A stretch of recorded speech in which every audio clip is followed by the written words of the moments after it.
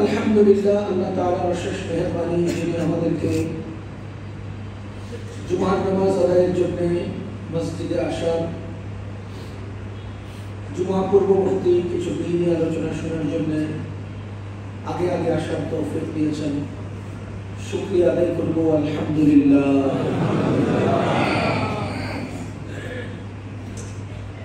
আমি আপনাদের সামনে সূরা বাকারার 208 নম্বর আয়াত তেলাওয়াত করেছি। আল্লাহ তাআলা বলেন, ইয়া আইয়ুহাল্লাযীনা আমানু, হে ঈমানদার বান্দাগণ, উদখুলু ফিস-সিলমি কাফা, তোমরা ইসলামে পুরোপুরি দাখিল হয়ে যাও।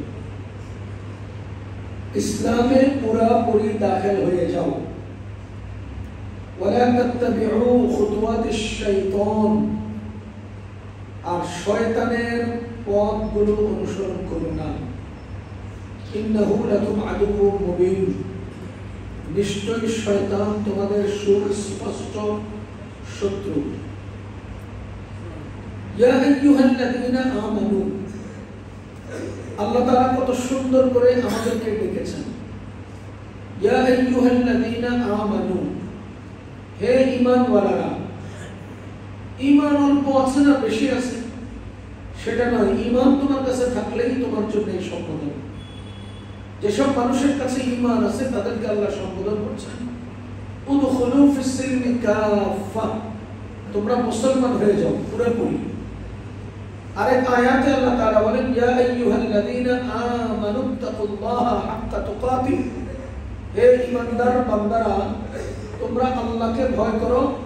ওয়ালা তামুতুন্না ইল্লা ওয়া আনতুম মুসলিমুন, তোমরা মুসলমান না হয়ে মৃত্যুবরণ করো না, মুসলমান না হয়ে মরো না।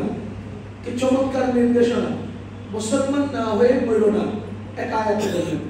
আরেক আয়াতে কি বললেন? উদখুলু ফিস-সিলমি কাফা, পরিপূর্ণভাবে মুসলমান হয়ে যাও।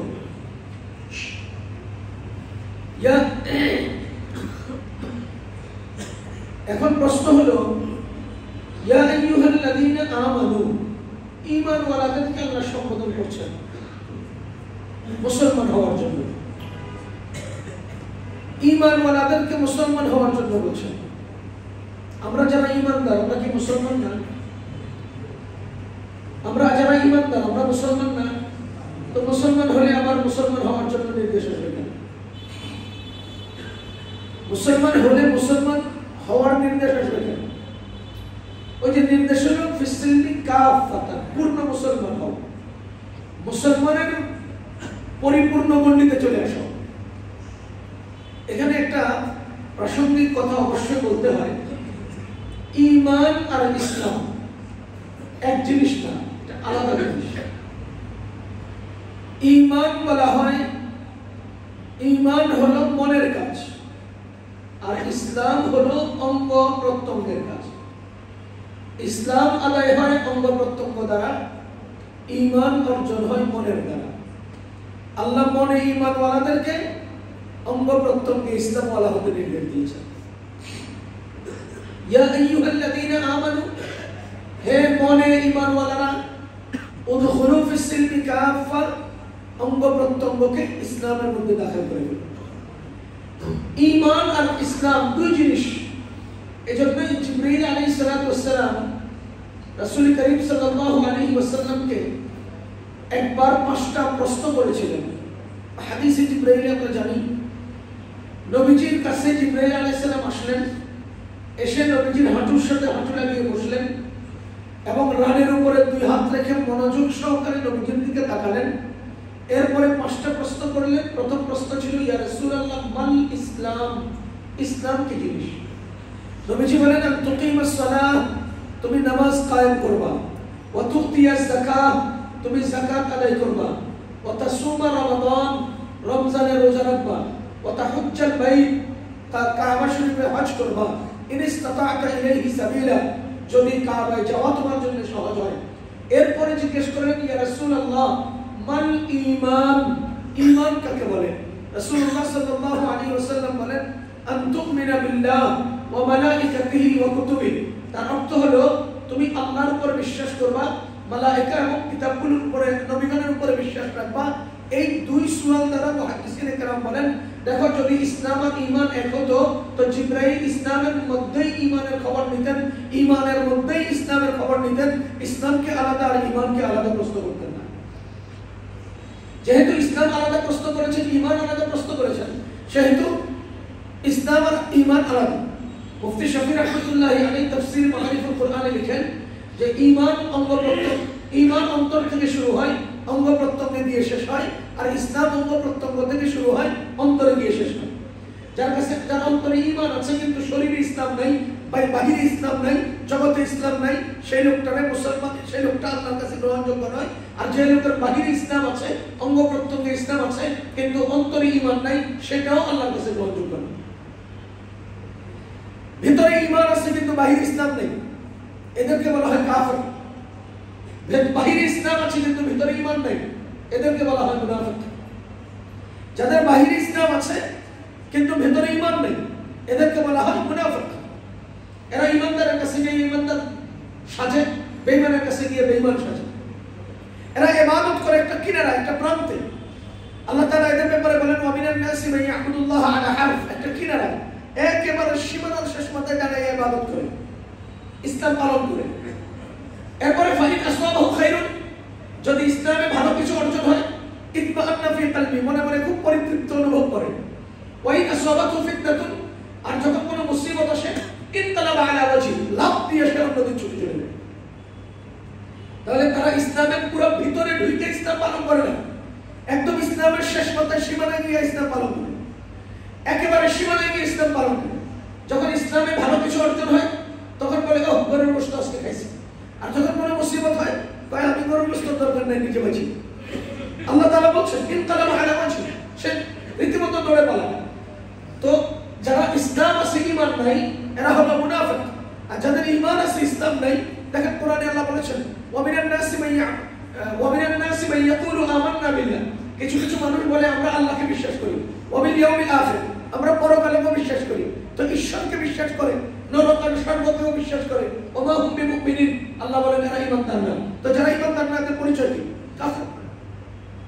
এজন্যই আল্লাহ বলেন, ইয়া আইয়ুহাল্লাযীনা আমানু, হে ঈমানওয়ালারা।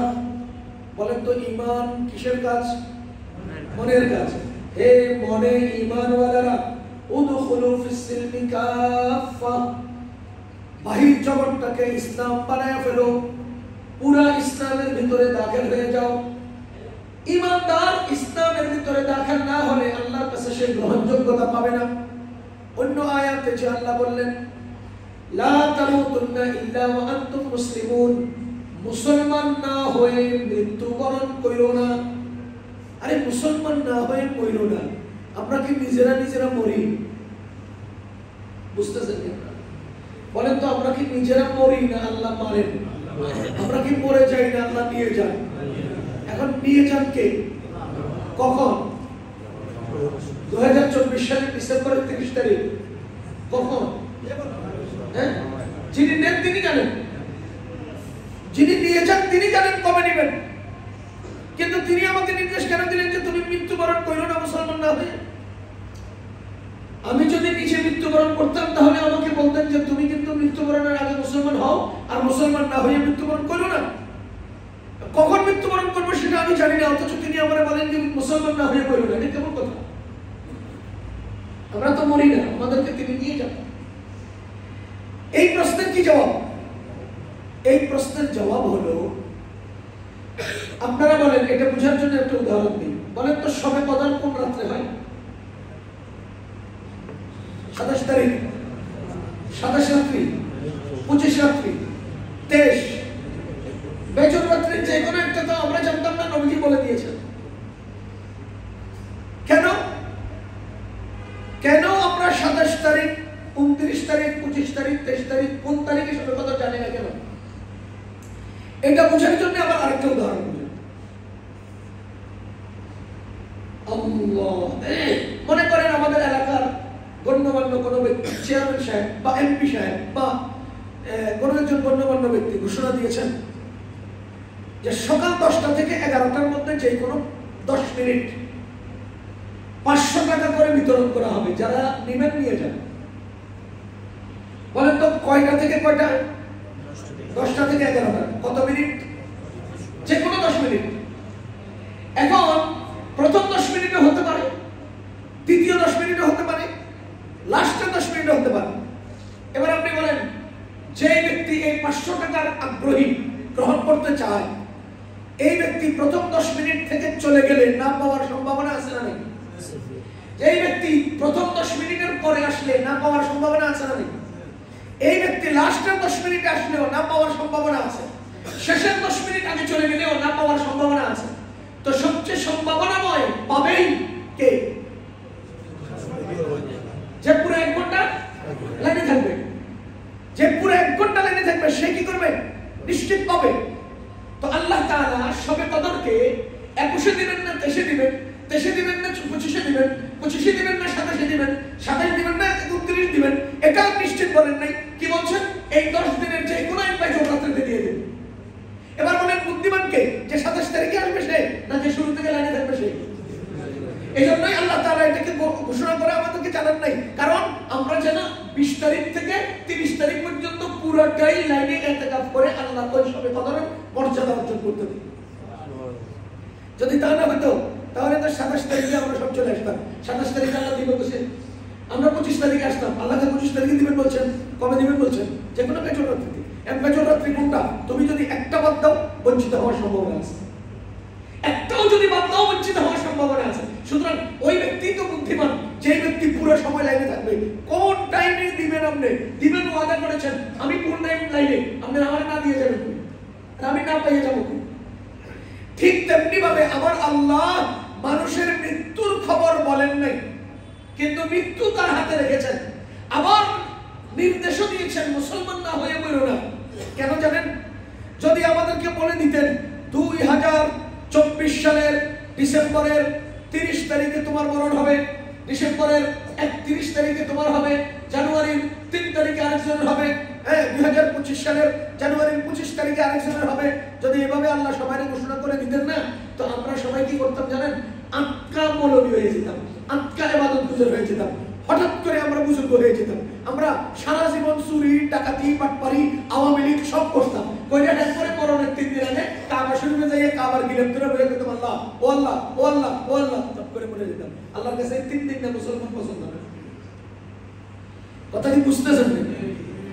যদি আমাদেরকে আল্লাহ নিশ্চিত বলে দিতেন যে তুমি অমুক তারিখে মরবা, তো আমরা মৃত্যুর 6 বছর আগে থেকে আসতে হাত পাও গুটাইয়া, চুরি ডাকাতি ছাইরা, চাঁদাবাজি বাদ দিয়া, অন্যের হক নষ্ট ছেড়ে দিয়া, দাড়ি টুড়ি রাইখা, পাঞ্জাবি ভাইজামা বানাইয়া, ইল্লাল্লাহর জিকির করতে করতে এরপরে আমরা কি করতাম? পাসপোর্ট বানাইয়া বিষয় কইরা মৃত্যুর তারিখের 1 সপ্তাহ আগে কাবার গিরাপ ধরে বসে থাকতাম। আজকে 2024 সালের 30 ডিসেম্বর আমার নামে মৃত্যু হলো, আমি এখন কাবার গিরাপ ধরে আল্লাহ আল্লাহ আল্লাহ। আপনারা কি বুঝতেছেন? এই জন্য আমার আল্লাহ কয় তুই কবে মরবি আমি বললাম না, তুই কবে মরবি আমি বললাম না। এখন বলেন 1 মিনিটের মধ্যে আমার মৃত্যু হতে পারে কিনা? আপনার মৃত্যু হতে পারে কিনা? আল্লাহ তাআলা বলেন ওয়ালা তামুতুন্না ইল্লা ওয়া আনতুম মুসলিমুন, মানে তুমি 1 মিনিট পরেও মারা যেতে পারো, মুসলমান না হয়ে মরো না। 3 মিনিট পরেও মারা যেতে পারো, মুসলমান না থেকে মরো না। 10 মিনিট পরেও মরতে পারো, মুসলমান না হয়ে মরো না। 10 দিন পরেও মরতে পারো, মুসলমান না হয়ে মরো না। প্রতি মুহূর্তে মরতে পারো। সুতরাং তুমি প্রতি মুহূর্তে মুসলমান থাকো, কারণ তুমি মরো না মুসলমান ছাড়া। তাহলে তুমি যখন তখন মরবা, সব সময় তুমি মুসলমান থাকবা। তুমি যখন তখন মরতে পারো, তো তুমি আনুষ্ঠানিকভাবে কবে মুসলমান হইবা? বলেন, তুমি যখন তখন মরতে পারো, তো তুমি কখন আনুষ্ঠানিক মুসলমান হইবা? আমি যখন তখন মরতে পারি, যখন তখন আমাকে মুসলমান থাকতে হবে। আনুষ্ঠানিক মুসলমান হওয়ার কোনো সুযোগ নেই। আরে আনুষ্ঠানিকতার কোনো সিস্টেম নাই, কারণ তুমি আনুষ্ঠানিক মৃত্যুবরণ করছো না। তো যদি আনুষ্ঠানিকভাবে দিবস উদযাপন, দিবস উপলক্ষ করে আল্লাহর নির্দেশনা অনুপাতে যদি তুমি নির্ধারিত তারিখে মরতা, তাহলে তুমি নির্ধারিত তারিখে পুরো এলাকার মানুষদেরকে দাওয়াত দিয়াই না, আমি তো 1 সপ্তাহ পরে মৃত্যুবরণ করিব, আজকে আমি মুসলমান হইতে আসি। যদি আল্লাহ বলতেন যে তুমি মুসলমান না হয়ে মরো না, তা আমি মিলাদ পড়াইয়া গরু সবাই দিয়া সবাই খাওয়াইয়া মুসলমান হইব। চোখে আমার মৃত্যুর সময় নির্ধারিত নয়, সুতরাং আমার মুসলমান হওয়ার টাইম নির্ধারণ করা যাবে না। আমি যেভাবে সবসময় মরতে পারি, আমাকেও সবসময় মুসলমান থাকতে হবে, আমাকেও সার্বক্ষণিক ওয়ালা তামুতুন্না ইল্লা ওয়া আনতুম মুসলিমুন। কি অর্থ এটা? আল্লাহ বলেন তুমি মুসলমান না হয়ে মৃত্যুবরণ করো না। তার অর্থ হলো তুমি যখন তখন মৃত্যুবরণ করতে পারো, সুতরাং তুমি সব সময় মুসলমান থাকো। ইয়া আইয়ুহাল্লাযীনা আমানু, হে ঈমানওয়ালারা, উদখুলু ফিস-সিলমি কাফা, ইসলামের ভিতরে দাখিল হয়ে যাও। ইসলামের ভিতরে দাখিল হয়ে যাও। ইসলাম নয় যা তা পরিত্যাগ করো, ইসলাম নয় যা তা পরিত্যাগ করো, ইসলামের ভিতরে ঢুকে যাও। এখন আপনারা বলেন তো, আমাদের আসলের মধ্যে চিটা ঢুকে গেছে কিনা? আসলের মধ্যে চিটা আছে না নাই? আমি মুসলমান, আমি ইমানদার, আমার ইসলাম তথা আমার আমল, আমার দৈনন্দিন জীবন, আমার ইসলামী কার্যক্রম, এর মধ্যে খাওয়ার দস্তরখানে, খাওয়ার টেবিলে, আমার পাকঘরে, আমার বেডরুমে, আমার ডাইনিং রুমে, আমার গোসলখানায়, আমার মসজিদে, আমার মাদ্রাসায়, আমার স্কুলে, আমার কলেজে, আমার বোর্ড অফিসে, আমার যাবতীয় কার্যক্রমে, সবগুলো সেক্টরে ইসলামের পুরোপুরি আছে না অনিসলামও আছে? তাহলে আসলের মধ্যে চিটার মিক্স আছে কিনা? আমার আল্লাহর নির্দেশ কি? উদখুলু ফিস-সিলমি কাফা, আসলকে আলাদা করো, চিটাকে সরিয়ে দাও। এবার আমাদের অভিযান শুরু হতে হবে। এই যে মাঝে মধ্যে ফেসবুকের মধ্যে দেখি, কয় আমার কিছু বন্ধু আছে এরা অ্যাক্টিভ না, এদেরকে আনফ্রেন্ড অভিযান শুরু করলাম। আনফ্রেন্ড অভিযান মানে যেগুলো অ্যাক্টিভ না এগুলো বন্ধু আমার দরকার নেই। আরে সরা, তোমরা সরে যাও, নতুন কিছু বন্ধু চাই। আরে আমার জীবনের যে সমস্ত আমল দ্বারা আমার ইসলাম চলে না, যে আমলগুলো আমার ইসলামের না, এগুলোকে ছাঁটাই অভিযান আমরা শুরু করি না। ছাঁটাই অভিযান আমাদের দস্তরখানে এই কাজগুলো ইসলাম না, বাদ দেই, ইসলাম ঢুকাই। এই কাজগুলো ইসলামের নির্দেশনা না, বাদ দেই, ইসলামকে ঢুকাই। ও মুসলমান, আমার আল্লাহ আমাকে পরিপূর্ণ জীবন ব্যবস্থা দিয়েছে, আমি অন্যের থেকে আনতে হবে কেন? আমারটা তো পরিপূর্ণ, আমি কেন অন্যের কাছ থেকে হায়ার করে আনবো? বরঞ্চ আমার থেকে অন্যরা নিয়ে যাবে, আমার থেকে অন্যরা নিয়ে যাবে। আমি গতবারের আমেরিকা সফরে যখন আমাদের গাড়িটা চলতেছে, লাল সিগন্যাল লাইট, আমাদের গাড়ি থেমে গেছে, হলুদ লাইট, গাড়ি হাই স্পিডে আসছে, হলুদ লাইট থাকাকালে গাড়িটা পার হয়ে গেছে, সবুজ লাইট, নির্বিঘ্নে গাড়িটা পার হয়ে চলে গেছে। তো আমি বললাম যে দেখেন, এই যে লাল লাইট, হলুদ লাইট আর সবুজ লাইট, এই লাইটটার সিস্টেমটাও আমার ইসলাম থেকে আসছে। মানুষ যে রাস্তা পরিচালনার, রাস্তা চলার যে সিগন্যাল লাইট গুলো দিয়েছে, এটাও তো আমার কোরআন থেকে, হাদিস থেকে নিয়েছে। আমার লাল লাইট মানে, রেড সিগন্যাল মানে চলার অনুমতি নেই। চলবা তো, বাংলাদেশে তো আমাদের টিকিট দেয় না, ওই দেশে ক্যামেরা টিকিট মারে, ক্যামেরা একটা পড়ে, তার বাড়িতে জরিমানা চলে আসে। যদি লাল লাইট অতিক্রম করেন, এটা কি রং নয়? এটা কি অপরাধ নয়? এটা রাষ্ট্রীয় নিয়মের খেলাফ। আমার আল্লাহ আমাদেরকে রেড সিগন্যাল দিয়েছেন সমস্ত হারাম গুলো, হারাম লাল লাইট, হারাম রেড সিগন্যাল, হারাম ওভারটেক করার সুযোগ নেই, থেমে যেতে হবে, স্থির ব্রেক মারতে হবে, হট ব্রেকে নিজেকে দাঁড়িয়ে মানে রুকে দিতে হবে। এটা হলো রেড সিগন্যাল, হারাম। এরপরে হলো মাকরুহ। মাকরুহ হলো হলুদ সিগন্যাল। কোন ব্যক্তি যদি হাই স্পিডে চলে যাচ্ছে, এখন এমন টাইমে রেড সিগন্যাল, মানে রেড সিগন্যালের আগ মুহূর্তে হালকা একটু লাল হলুদ সিগন্যাল আসবে, এটার অর্থ হলো তুমি যদি দ্রুত বেগে চলে এসে থাকো, তাহলে হলুদ লাইটের মধ্যে তুমি পার হয়ে যাবে, আর যদি সম্ভব হয় তাহলে হলুদ লাইটের সামনে থেমে যাবে। আমাদেরকে মাকরুহাত দিয়েছেন। মাকরুহ এগুলো হলো হলুদ লাইট, তুমি যদি হাই স্পিডে চলো, পার হয়ে যাও, মাকরুহ আল্লাহ মাফ করে দিবে। আর যদি তোমার সম্ভাবনা থাকে, শক্তি থাকে, তো হলুদ লাইটের সামনে তুমি ব্রেক দিয়ে দাও, থেমে যাও, হলুদ লাইটটা পার হয়ে যাও। এরপরে সবুজ লাইট, হালাল, কোনো চিন্তা নাই, কারণ নাই, কোনো অভিযোগ নাই, আল্লাহর পক্ষ থেকে সম্পূর্ণ ইজাজত। হলো সবুজ লাইট, চলতে থাকো। সমস্ত হারামগুলো সবুজ লাইট, সমস্ত মাকরুহগুলো হলুদ লাইট, সমস্ত হারামগুলো রেড লাইট, লাল লাইট। এই তিনটে জিনিস তো আমাদের ইসলাম থেকে নিয়েছে। তারা তাদের রাস্তার কানুন যদি আমার ইসলাম থেকে নিতে পারে, তো আমি কেন আমার ইসলামকে আমার উপরে বানিয়ে নিতে পারবো না? কেন পারলাম না? আমার ইসলাম থেকে আমি কেন উপকৃত হতে পারি না? জগৎ কেন উপকৃত হয়?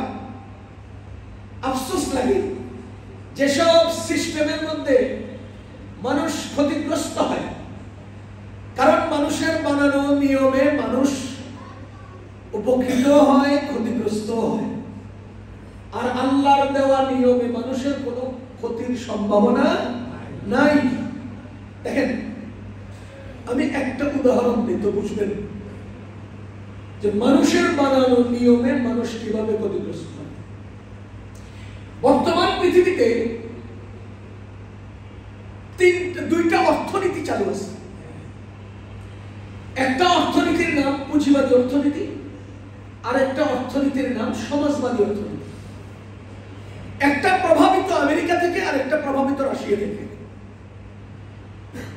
এই দুই অর্থনীতির দুটোটাতেই সুদ আছে না নাই? দুটাতেই সুদ আছে। আমি অর্থনীতির বিস্তারিত আলোচনা করতে চাইনি, শুধু ইঙ্গিত দিতেছি। দুই নীতিতে সুদ আছে। বলেন এই দুইয়ের ঊর্ধ্বে আল্লাহর পক্ষ থেকে অর্থ নিয়ন্ত্রণের একটা নীতি আছে না নাই? অর্থ উপার্জন, অর্থ খরচ। কারণ মানুষের চাহিদার চেয়ে মানুষের উপার্জন কম, এটা একেবারে কমন বিষয়। মানুষের চাহিদার চেয়ে মানুষের উপার্জন কম, এটা পুঁজিবাদী অর্থনীতিও এই কথাই বলে, সমাজবাদী অর্থনীতি এই কথা বলে, আমিও এটা বলি, ইসলাম এটাই বলে। মনে করেন আমার কাছে আমার আজকে সারাদিন ইনকাম হলো 500 টাকা। এখন আজকে সারাদিনে আমার চাহিদা কি কি? আমার মা অসুস্থ, বাচ্চাও অসুস্থ, বাসায় মাছ লাগবে, পোলাপানের পরীক্ষার ফি লাগবে, এরপরে গেঞ্জি কিনতে হবে, আমার জুতা লাগবে, দোস্তদেরকে নিয়ে একটু চা পানি খাবো, আরো কত কিছু। কামাই করলাম 500 টাকা, অথচ আমার চাহিদার অভাব নাই, আমার প্রয়োজনের অভাব নাই। এখন আমার অসীম চাহিদাকে পূরণ করার জন্য আমার সসীম উপার্জন কিভাবে সামর্থ্য লাগে? এই জন্য আমার চাহিদা পূরণের জন্য আমাকে উপার্জন করতে হবে। পুঁজিবাদী অর্থনীতির দাবি হলো তুমি যা পারো, যেভাবে পারো, যেখান থেকে পারো তুমি কামাও। এই জন্য এরা পতিতালয় দিয়েও কামায়, এরা কেসেট দিয়েও কামায়, এরা চাঁদাবাজি করেও কামায়, এরা ওজনে কম দিয়েও কামায়, এরা সিন্ডিকেট করেও কামায়। এটা আরেকজনের মাথার উপরে ছুরি ঠেকিয়েও কামায়। কারণ তাদের কথা হলো তোমার চাহিদা পূরণের জন্য তুমি যেখান থেকে পারো কামাই করো। সমাজবাদী অর্থনীতির দাবি হলো চাহিদা তোমার যতটুকু যে পর্যায়ে সেই অনুপাতে তুমি কামাই করবা না, কিভাবে সরকার সেটা দেখবে। তুমি সরকারের অধীন হয়ে কামাই করবা, তোমার কামাই কিন্তু সম্পদগুলো সরকার নিয়ন্ত্রণ করবে, তোমার চাহিদা অনুপাতে সরকার তোমার চাহিদা পূরণ করবে। এই জন্য ওই যে কেউ খাবে না তা হবে না একটা স্লোগান তারা দেয়। দেখেন, ইসলাম বলে না তোমার চাহিদা থাকবে অসীম, কিন্তু তোমার উপার্জনের পথ থাকবে সসীম।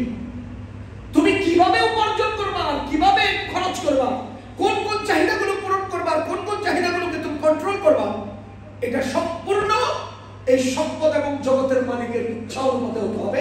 তুমি যা ইচ্ছা তা কামাই করবা, পারবা না। তুমি যেখানে ইচ্ছা খরচ করবা, পারবা না। কামাইতে হবে আল্লাহর ইচ্ছায়, ব্যয় করতে হবে আল্লাহর ইচ্ছায়। তাহলে ইসলামী নীতি, পুঁজিবাদী নীতি, সমাজবাদী নীতি, তিনটা নীতি চলমান আছে। আমরা ইসলামকে বুঝি না বা ইসলামকে আমরা দমন করে ফেলে রাখছি, এই জন্য আমরা হারাম খেতেছি, আমাদেরকে হারামে গ্রাস করে দিচ্ছি। যাহা হোক, আমি যেটা উদাহরণ দিচ্ছি সেটা হলো, বলেন তো পুঁজিবাদী অর্থনীতিতে সুদ আছে না? এই অর্থনীতিটা কি আল্লাহর দেওয়া না মানুষের বানানো? মানুষের বানানো। এই মানুষের বানানো নীতিতে যে সমস্যা আছে, এটা আমি শুধু ইঙ্গিত দেওয়ার জন্য আমার উদাহরণটা আছে। মানুষের বানানো এই অর্থনীতিতে শুধু বড় লোকের স্বার্থকে দেখা হয়েছে, গরিবের স্বার্থ দেখানো হয়নি। আপনার কাছে 1 লাখ টাকা আছে, আমি যে বললাম যে বাবা আমার 10,000 টাকা হাওলা দেন, না তোমার দেওয়ার মতো টাকা নেই, পারে 2 মাস পরে 5,000 টাকা বাড়াই দেবো, কোথায় দেবে? তাহলে 20,000 টাকা দিয়ে যান। কথা বুঝেন নেই? এর ওনার কাছে 1 লাখ টাকা আছে, আমি চাইলাম 10,000 টাকা আমার দিবে না। যখন বললাম 2 মাস পরে আপনি আরো 5,000 টাকা বাড়াই দেবো, তখন কি কয়? 20,000 টাকা নিয়ে যাবে। কিন্তু 10,000 টাকা দিয়ে কি করবো? 20,000 টাকা দেবে, এত কম। এবার আপনি বলেন ওনার কাছে আজকে আছে কত? 1 লাখ, আমার কাছে নাই। এবার আমি ওনার থেকে 10,000 টাকা আনলাম, 2 মাস অতিবাহিত হওয়ার পর ওনার এখন সম্পদের মালিক হচ্ছে কত? 5,000 টাকা বাড়তে দিতেছি না, এখন ওনার কত হলো 1,05,000। আর আমি 2 মাস আগে ছিলাম 5,000 টাকা, কোনো ঋণ ছিল না আমার, কোনো ঋণ ছিল না আমার, কিন্তু 2 মাস যাওয়ার পরে এবার আমি 7,000 টাকা ঋণ নিয়েছি। তার মানে হলো পুঁজিবাদী অর্থনীতি বা মানুষের তৈরি নীতিতে বড় লোকের স্বার্থকে দেখা হয়েছে। সে শুধু ফুলে ফুলে ফুলে ফুলে, আর আমি খালি মরি আর মরি মরি আর মরি। গরিব শুধু মরে, বড় লোক শুধু বাঁচে। গরিব আরো গরিব হয়, বড় লোক আরো বড় লোক।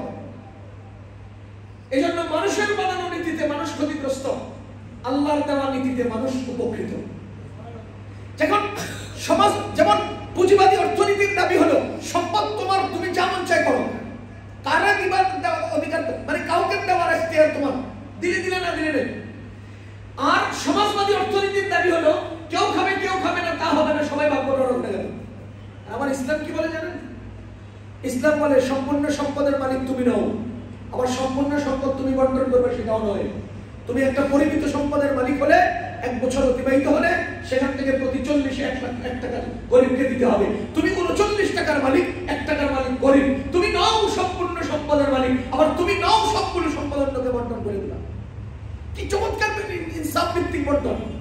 আমার আল্লাহর বন্টন কত চমৎকার! এজন্য দেখেন পুঁজিবাদী অর্থনীতি যাদের 95% অর্থ আজকে কিছু লোকের মধ্যে কুক্ষিগত করে রেখেছে, পুঞ্জীভূত করে রেখে দিয়েছে। পাশের বাড়ির লোকটা গায়ে আগুন ঢালে তার খাবারের অভাবে, অথচ তার পাশের বাড়ির লোকটা গভীর গর্ত ভরাট করে মহাট্টালিকা বানায়। কেন? কেন পাশের বাড়ির লোকটা খাবার পাচ্ছে না, অথচ তুমি 20 তলা বিল্ডিং বানাচ্ছ?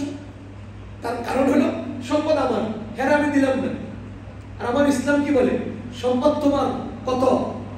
39, ওই লোকের কত? 1। তুমি বিল্ডিং বানাও, কিন্তু সেও না খেয়ে থাকবে। কথা কি বুঝতেছেন? তুমি বিল্ডিং বানাও, সমস্যা নাই, কিন্তু পাশের লোকটা না খেয়ে থাকবে না, কারণ তোমার এই 40 টাকায় 1 টাকা পাশের লোকের হক, ওই গরিবের হক।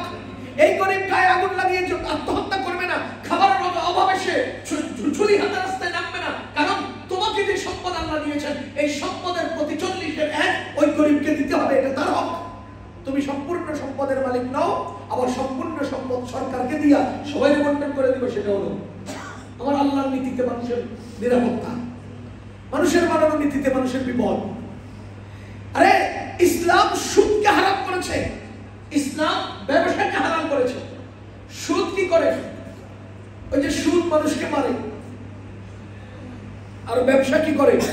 ব্যবসা মানুষের প্রয়োজন মিটায়, ব্যবসা মানুষের প্রয়োজন মিটায়। বলেন আমার বাগানে 1 ছড়া কলা ধরছে, এখন 1 ছড়ি পুরা কলা কি আমার দরকার? না, কিন্তু ঘটনাচক্রে আমার পাশে চাউল নেই। এখন গাছে আছে কলা, ঘরে নেই চাউল। আপনার ঘরে আছে কলা, চাউল এবং পকেটে আছে টাকা, আপনার ঘরে নেই কলা। এখন আল্লাহ তাআলা এই ব্যবসাকে হালাল করার মাধ্যমে আপনার টাকা আমাকে দিলেন, আমার কলা আপনাকে দিলাম, আপনার টাকা দিয়ে আমি চাউল আনলাম, চাউলের প্রয়োজন আমার পূরণ হলো টাকায়, টাকার মাধ্যমে আপনার কলার প্রয়োজন পূরণ হলো।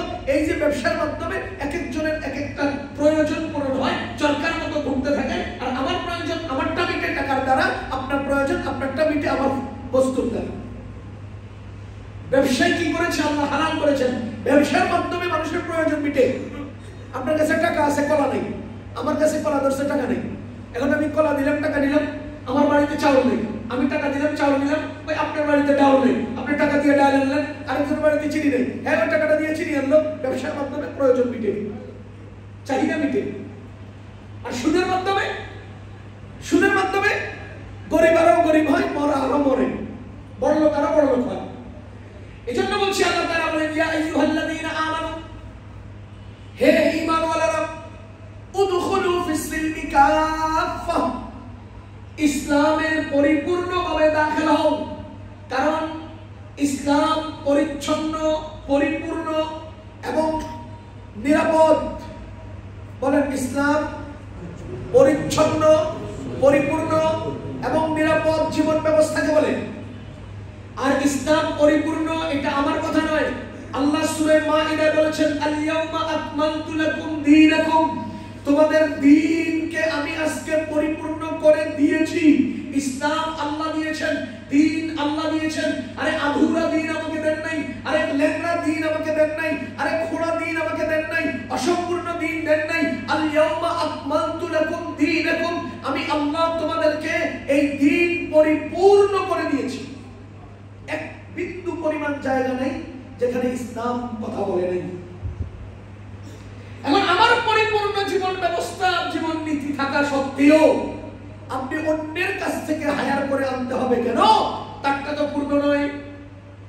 আবার আপনি অন্যেরটা গ্রহণ করলে সেটা কি আপনি আপনার প্রয়োজন মিটছে কিন্তু আল্লাহর কাছে গ্রহণযোগ্যতা পাবে না। আল্লাহ তাআলা সূরা মাইদার সূরা আলে ইমরানে বলেছেন, দেখেন আল্লাহ বলেন ওয়ামাই ইয়াবতাগি গায়রাল ইসলামি দীনান ফালান ইউকবালা মিন, যারা ইসলামকে বাদ দিয়া অন্য কোন পথকে গ্রহণ করে সেটা কশিনকালেও গ্রহণযোগ্যতা পাবে না, সেটা অনন্তকালের অগ্রাহ্য। আল্লাহ এটা গ্রহণ করবে না। এখন তাহলে আমি আল্লাহর কাছে গ্রহণযোগ্যতা পাইলাম না, আবার সেটা পরিপূর্ণ না, আমি কেন সেটা নিতে যাব? বলেন কেন সেটা নিতে যাব? আমি গতকালকে সম্ভবত বা গত পরশু সিলেটে প্রোগ্রাম ছিল, এর এক সপ্তাহ আগে আমি কেরানীগঞ্জের জায়গায় গেছি, মুন্সিগঞ্জের জায়গায় গেছি। এক আল্লাহর বান্দা সেজদায় গেছেন। এক আল্লাহর বান্দা আমার সামনে নামাজ পড়তেছে, সে রুকুতে গেছেন। তো তার রুকুতে যাওয়ার পর, সেজদায় যাওয়ার পর তার গেঞ্জিটা বা শার্টটা পিঠের দিকে এসে গেছে, প্যান্টের চেন ফিতাটা এভাবে হাতরে তার পেছনের একেবারে কিভাবে বললে বুঝবেন, পেছনের এই যে মাঝখানে যে পার্টিশনটা এটা সরে গেছে। পরে ওই দিনের মাহফিলে আমি এই প্রসঙ্গে, ইসলামিক পোশাক প্রসঙ্গে লম্বা আলোচনা করেছি, ইউটিউবে বক্তব্য আছে। এখন আপনি বলেন তো, ইসলাম আপনাকে যে পোশাক দিল, এই পোশাকটা আপনি ছেড়ে দিয়ে কোন জায়গায় লাভবান হলেন বলেন? ইসলাম যে পোশাকটা আপনাকে দিল, এই পোশাকটাকে আপনি ছাড়লেন, কাটটা নিলেন, ওদেরটা নিলেন, পশ্চিমাদেরটা নিলেন, দাদাদেরটা নিলেন, চাচাদেরটা নিলেন, নিলেন একজনেরটা। এখন আপনি রুকুতে গেলে আপনার পিছনের মাথা দেখা যাচ্ছে, আপনার সতর খুলে গেছে, আপনার নামাজ ফাসাদ হয়ে গেল। আপনি যে ব্যক্তি সতর দেখে আর দেখায় দুজনের উপর আল্লাহ লানত, আপনি লানতের ভাগী হলেন। লাভটা কোথায় হলো? আপনার অঙ্কটা বুঝাই দিলাম, আপনার লাভটা কোথায় হলো আমরা বুঝাই দিলাম। আপনাকে ওরা দেমাগের মধ্যে শুধু 150 টাকার প্যান্ট ঢুকাইছে দেমাগের মধ্যে। আমি মাঝে মধ্যে উদাহরণ দেই, ওই যে 35-40 টাকার গেমের সিডি পাওয়া যায় না, সিডি গেম, ভিডিও গেম খেলে। তো মনে করেন 4th জেনারেশনের কোরাই 3 অথবা কোরাই 5 এর একটা কম্পিউটার ছিল, মাদারবোর্ড 6th জেনারেশন বা 4th জেনারেশন। এই মাদারবোর্ড দিয়ে সে কম্পিউটার তৈরি করছে। এখন সিডি এটা লাগাইছে, এটা সাপোর্ট করে না। সাপোর্ট করলে এটা খুব দ্রুত সে যেভাবে বাচ্চা যেভাবে খেলতে চায় ওভাবে খেলতে পারে না। এবার বাপের দোষে করে না, এটা চলে না। তো কি করতে হবে? ক্যাসেট তো হাই কোয়ালিটির, একটু ভারী, খেলা তো অনেক উন্নত, তাহলে আমার মাদারবোর্ড চেঞ্জ করতে হবে। তাই এখন 6th জেনারেশনে 8th জেনারেশনের মাদারবোর্ড দিয়ে কম্পিউটার, মাদারবোর্ডটা চেঞ্জ করছে 8th জেনারেশন আছে। এখন এটা স্পিড কম, কথা হলে র্যাম 16 জিবি র্যাম লাগবে, তবে 16 জিবি র্যাম ঢুকেছে। কথা খেয়াল করেন, 35-40 টাকার ক্যাসেট সাপোর্ট দেওয়ার জন্য সে মাদারবোর্ড পাল্টায়, সে র্যাম পাল্টায়। তার মানে মাথার মধ্যে 35 টাকার আগ্রহ ঢুকায় দিয়া হাজার হাজার টাকার কম্পিউটারের ফার্স্ট স্টেজ করেছে। তেমনি ভাবে আপনার দেমাগের মধ্যে মাত্র 150-200 টাকার পোশাক যদি ঢুকাই দিতে পারে, তো লক্ষ লক্ষ টাকা তার ব্যবসা হয়, হাজার হাজার টাকার ব্যবসা তার হয়। আর আপনার ইসলাম থেকে আপনি বের হইয়া ইসলামের অনেক আমল থেকে আপনি বঞ্চিত হন। যেমন মনে করেন আপনাকে রুচির মধ্যে ঢুকাই দিয়েছে টাইট ফিট একটা প্যান্ট পরবি 200 টাকা দিয়ে, তা হ্যাঁ একেবারে খুব মেহনত করে ঢুকছে এর ভিতরে। ঢুকে এখন তো ভাত খেতে যখন বলে তখন নিচে বইতে পারে না, তো চেয়ার টেবিল আয়োজন করতে হবে। তো এখন এবার টেবিল কিনছে, চেয়ার সহ কিনছে 35,000 টাকার প্যাকেজ। ঢুকছে কয় টাকার প্যান্টের ভিতরে? 200 টাকা। এবার বলেন বইয়ে খাইতে না পারার কারণে কয় টাকার চেয়ার টেবিল কিনছে? 35,000 টাকা। এখন একদম বসে পেশাব করতে পারে না, তো এবার দাঁড়ানো পেশাবখানার একটা দাঁড়ানো কমোড বানাইছে, এটা কিনতে লাগছে 4,500 টাকা। আরেকটা বসে পায়খানা করতে পারে না,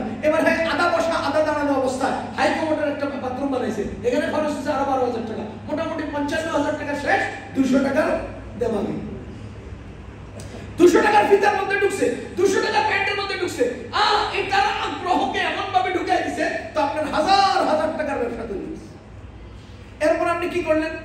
দাঁড়াইয়া পেশাব তো মানুষ করেন, আপনি কেন করেন? ওই যে আপনি 200 টাকার ভিতরে ঢুকছেন, এই জন্য আপনি যা মানুষ করেন না তা করছেন। নবীজি বলেন লা তাবুল কায়েমান, দাঁড়ায় পেশাব করো না। নবীজি বলেন লা তাবুল কায়েমান, দাঁড়ায় পেশাব করো না। আপনি কেন দাঁড়ায় পেশাব করছেন? ওই যে আপনি 200 টাকার খপ্পরে পড়ছেন। নবীজি বলেন ইস্তানজিহু মিনাল বাউল ফাইন্না আম্মাতা আযাবাল কবরি মিনহু, নিশ্চয় তুমি পেশাবের ছিটা ঝাড়া থেকে বাঁচো, কারণ কবরে ব্যাপক আযাব পেশাবের ছিটার কারণে হয়। আর তুমি দাঁড়াইয়া পেশাব চালায় দিছো, সেখান থেকে ছিটা গায়ে অবশ্যই আসবে। এখন দাঁড়িয়ে পেশাব করার এই নিয়মটা আপনি নিলেন কেন? ওই যে 200 টাকার রুচিতে ঢুকে গেছে, ওই যে দেমাগে 200 টাকা ঢুকছে, এই জন্য আপনাকে দাঁড়ায় পেশাব করতে হচ্ছে। রাসূলের নির্দেশ অমান্য করা হচ্ছে, ওই যে কবরের আযাবের ভাগী হচ্ছে। কি পরিমাণ সমস্যার বলয়ের মধ্যে আপনি আটকে গেলেন বলেন? ইসলাম থেকে সামান্য বাইরেছেন, বেশি না, সামান্য। ইসলাম থেকে সামান্য বাইরেছেন, কি পরিমাণ সমস্যার কবলে পড়লেন বলেন? আফসোস, আফসোস। এজন্য আল্লাহ বলেন ইয়া আইয়ুহাল্লাযীনা আমানু, হে ঈমানওয়ালারা, উদখুলু ফিস সিলমি কাফা, তোমরা একেবারে পরিপূর্ণ ইসলামের ভিতরে দাখিল হয়ে যাও, পরিপূর্ণ ইসলাম পালন করো। আমি বলি আজকে পৃথিবীর বুকে মুসলমানরা লাঞ্ছিত অবস্থা হওয়ার মূল কারণ মুসলমানরা ইসলামের গণ্ডি থেকে বাইরে চলে গেছে। আমি আরো একদিন আপনাদেরকে উদাহরণ দিয়েছিলাম, বাংলাদেশের রোহিঙ্গারা, বাংলাদেশের বাঙালিরা যদি 2 লাইনে আইসা তারা অনুদান নিতে আসে, সরকার যদি তাদেরকে কোনো অনুদান দিতে চায়, বাঙালিদের কাতারে বাঙালিরা সম্মানী, রোহিঙ্গাদের কাতারে রোহিঙ্গারা সম্মানী। কোন বাঙালি রোহিঙ্গার কাতারে গেলে ঠাঁই পায় না, কোন রোহিঙ্গা বাঙালির কাতারে আসলে ঠাঁই পায় না। এভাবে কোন মুসলমান অমুসলমানের নীতিতে কখনোই ইজ্জত পাবে না। আমার আল্লাহ বলেন, দেখেন সূরা মাইদার, সূরা নিসার মধ্যে আল্লাহ তাআলা বলেন আয়াবতাগুনা ইনদাহুমুল ইজ্জা ফাইন্নাল ইজ্জাতা লিল্লাহি জামিআ। আল্লাহ বলেন, তোমরা কি তাদের কাছে ইজ্জত তালাশ করছো? নিশ্চয়ই সমস্ত ইজ্জতের একক মালিক কে? আল্লাহ। আল্লাযীনা ইয়াত্তাখিযুনাল কাফিরিন, দেখেন সূরা নিসার 139 নম্বর আয়াত, আল্লাহ বলেন আল্লাযীনা ইয়াত্তাখিযুনাল কাফিরিনা আউলিয়া মিন দুনিল মুমিনিন, তোমরা মুমিনদেরকে বাদ দিয়া কাফেরদেরকে ওলি বানাও। হ্যাঁ, তোমরা মুমিনদেরকে বাদ দিয়া কাফেরদেরকে ওলি বানাও। আল্লাযীনা, যারা ইয়াত্তাখিযুনা গ্রহণ করেছে, আল কাফিরিনা কাফেরদেরকে, আউলিয়া বন্ধু বা ওলি, মিন দুনিল মুমিনিন মুমিনদেরকে বাদ দিয়া।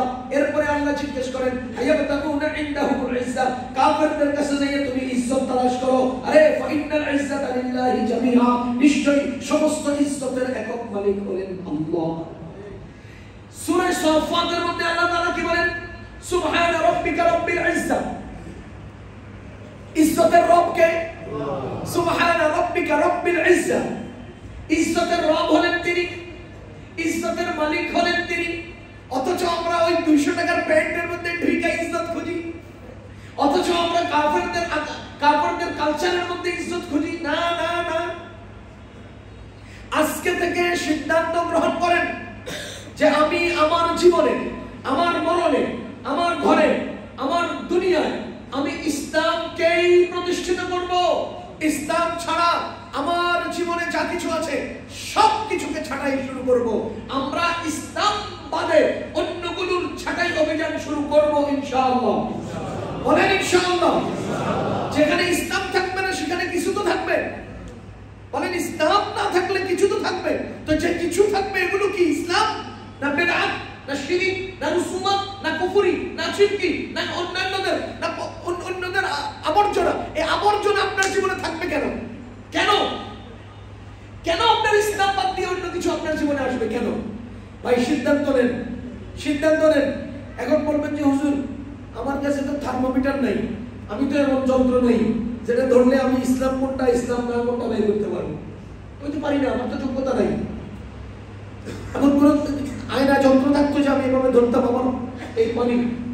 ওই যে আমেরিকাতে আমাদের কাছে একটা অ্যাপস আছে, আমরা যখন ওখানে যাই তখন ওই মনে করেন একটা চিপস কিনবো, তো ওখানে ইয়া করলে সার্চ দিলে এটা হালাল না হারাম উঠে আসে। ওই দেশে এটা বানানো এরকম একটা অ্যাপস আছে, আমরা ব্যবহার করতাম। একটা পণ্য কিনবো, এটা হালাল কি হারাম দেখতাম, যদি দেখি যে এখানে অ্যাপসে বলতেছে হালাল, কারণ নিজের কাছে চোখ নাই, নিজের কাছে চেনার যোগ্যতা নাই, এর মধ্যে অ্যালকোহল আছে না কোনো হারাম মিক্স আছে আমরা জানি না, কিন্তু ওই যে ইসলামিক যে সিস্টেম ওনারা এই অ্যাপসটা তৈরি করেছে, এর মাধ্যমে আমরা কি করতে পারি, অন্তত কিছু হলেও নিশ্চিত হতে পারে এর মধ্যে হালাল আছে কি হালাল কি হারাম। তো ওইরকম কিছু একটা যে যন্ত্র তো আমার কাছে নাই যে আমার জীবন চলার পথে এই কাজগুলো কিভাবে আমি ইসলাম নয় এটা চিনবো। তবে এটার জন্য আপনাকে আমি অনুরোধ করবো, আপনার নিকটতম একজন বিজ্ঞ, বিচক্ষণ, যোগ্য আলেমকে নিজের সঙ্গী বানিয়ে নেবেন। ওনার সাথে পরামর্শ করবেন যে ভাই আমার এই কাজটা কি ইসলাম মতো হচ্ছে কিনা, আমি এই কাজটা করতে চাই ইসলাম মতো হচ্ছে কিনা। আলেম সাথে থাকবে, প্রতিটি কাজে আপনার জন্য নিরাপদ ব্যবস্থা সামনে আসবে। পারবো তো ইনশাআল্লাহ? বলেন ইনশাআল্লাহ। আমরা ইসলামের উপর পূর্ণ চলার চেষ্টা করবো ইনশাআল্লাহ। আমার পোশাক যেন ইসলামী হয়, আমার পোশাক যেন ইসলামী হয়। আরে ইসলাম আছে কিনা এটা তো দুই জিনিস দ্বারা বোঝা যায়, শরীর এবং শরীরের মধ্যে জড়ানো পোশাক। বলেন ইসলাম আমার কাছে আছে কিনা এটা বোঝা যায় কয় জিনিস দ্বারা? দুই জিনিস। এক নম্বর আমার শরীর, দুই নম্বর শরীরে জড়ানো পোশাক। বলে শরীর দিয়ে ইসলাম কিভাবে বোঝা যায়? ইসলামের নির্দেশনা হলো মুখ ছোট হবে, দাড়ি লম্বা হবে, এটার নাম ইসলাম। ইসলামের পোশাক ইসলাম। তাহলে আমার শরীর দ্বারা আমি মুসলমান কিনা, আমার গায়ে জড়ানো পোশাক দ্বারা আমি মুসলমান কিনা এটা প্রকাশ পায়। এজন্য প্রথম অভিযান শুরু করেন যে আমি আমার মুসলমান হওয়ার প্রথম অভিযান আমার শরীর এবং শরীরে জড়ানো পোশাক, এই দুটো জিনিসকে আমি নিজের সঙ্গী বানাবো। আপনি ইচ্ছায় অনিচ্ছায় সব সময় মাথায় টুপি ব্যবহার করবেন। আপনি ইচ্ছায় অনিচ্ছায় সব সময় মাথায় টুপি ব্যবহার করবেন। আপনি অফিসে যান মাথায় টুপি থাকে রাখবেন। আপনি শুধু মসজিদে আসতে টুপি না, টুপি না ইসলামের সার্বক্ষণিক আপনি টুপি মাথায় দিবেন। আপনার বাচ্চাদেরকে সব সময় টুপি দিবেন। আমি বলবো স্কুল কলেজগুলোতে সব সময় টুপি দেন। আপনি প্রাতিষ্ঠানিক ইউনিফর্ম যেটা মন চায় ওটা লাগান, কিন্তু টুপিটা আপনি ইসলামের মনে কইরা সার্বক্ষণিক ব্যবহার করবেন। আল্লাহর কসম, কোরআন শরীফ সামনে খোলা মসজিদের মেম্বারে বলছি, যদি কেউ ইসলামিক টুপিটা শুধু মাথায় লাগায় সে হাজার হাজার অনিসলামিক কাছ থেকে নিরাপদ থাকবে। হাজার হাজার অনিসলামিক কাছ থেকে নিরাপদ থাকবে শুধু টুপি যদি ইসলামিটা লাগায়। শুরু করেন আজ থেকে অভিযান, সবসময় টুপি থাকবে। কেউ আমার থাবা দিয়ে গেলে আমি আবার লাগাবো, কেউ আমার টিটকারি করলে করক টিটকারি, কারণ আমি আমার ইসলাম চাই। ইনশাআল্লাহ ইনশাআল্লাহ আল্লাহ আমাদেরকে আমল করার